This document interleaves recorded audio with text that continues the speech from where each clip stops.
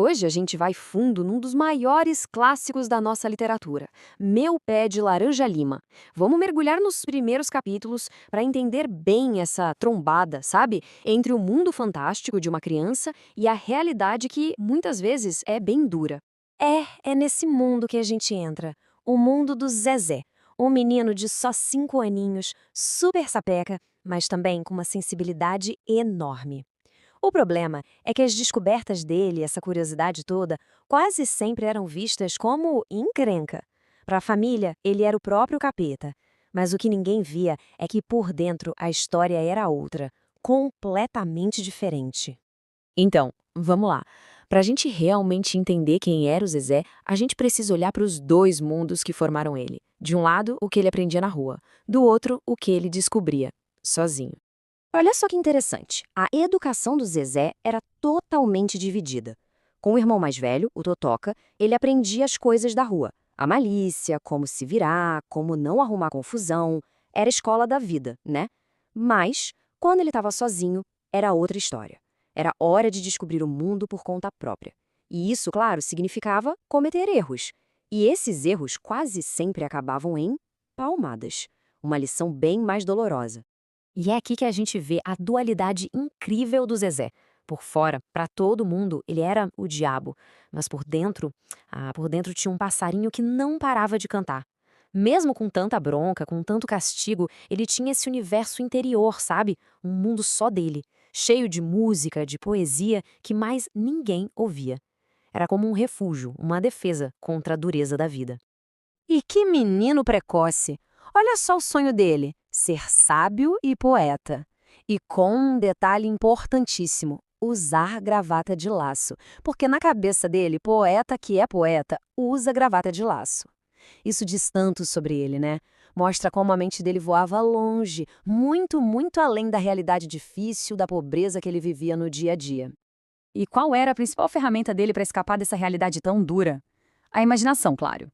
Foi com ela que o Zezé construiu um verdadeiro refúgio, não só para ele, mas também para o irmãozinho. Um mundo novo, particular, feito só de fantasia. E que mundo era esse? No quintal da casa nova, que nem era grande coisa, ele criou um universo inteiro. As galinhas viravam leões, uma pantera negra. Um morcego não era só um morcego, era o Luciano, um piloto de avião fazendo acrobacias no céu.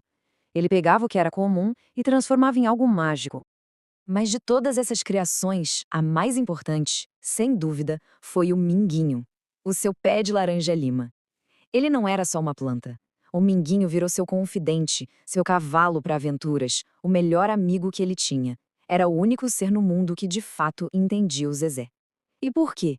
Porque no fundo o minguinho era parte dele, uma extensão da sua própria imaginação. E o mais bonito disso tudo é que ele não guardava esse mundo mágico só para ele.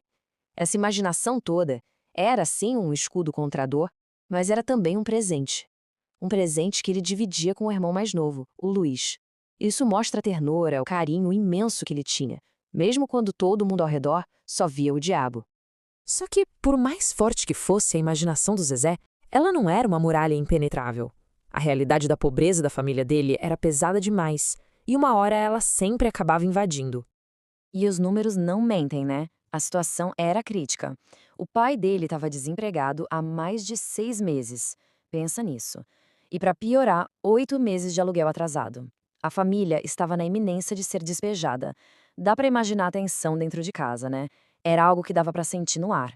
E os sinais dessa dificuldade apareciam em todo lugar. Eles tiveram que se mudar para uma casa menor, a luz foi cortada por falta de pagamento, as noites eram à luz de lampião. Cada coisinha dessas ia somando, sabe? Construindo um cenário de desespero mesmo. E não era só o Zezé que sentia isso, claro. Esse peso da pobreza era carregado por toda a família. Especialmente pela Glória, a irmã mais velha, que tinha esse olhar mais maduro, mais doído.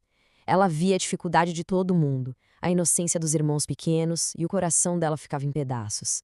E toda essa tensão, essa briga entre a esperança de criança e a realidade dura, tudo isso vai explodir. E explode justo no dia que deveria ser o mais feliz do ano para uma criança, o Natal.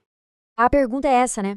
O que acontece quando o Natal chega e a família simplesmente não tem nada para dar? O Zezé, com toda aquela esperança infantil dele, ainda acreditava num milagre. Ele se agarrava naquela ideia de que, sei lá, talvez aquele ano fosse diferente. Então, depois daquela ceia de Natal, que foi silenciosa, sem nenhuma alegria, o Zezé faz um pequeno ritual. Ele pega os tênis velhinhos dele e coloca do lado de fora da porta.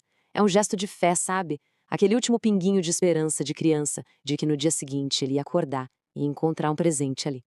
Mas, quando a manhã de Natal chega, os sapatos continuam lá, vazios.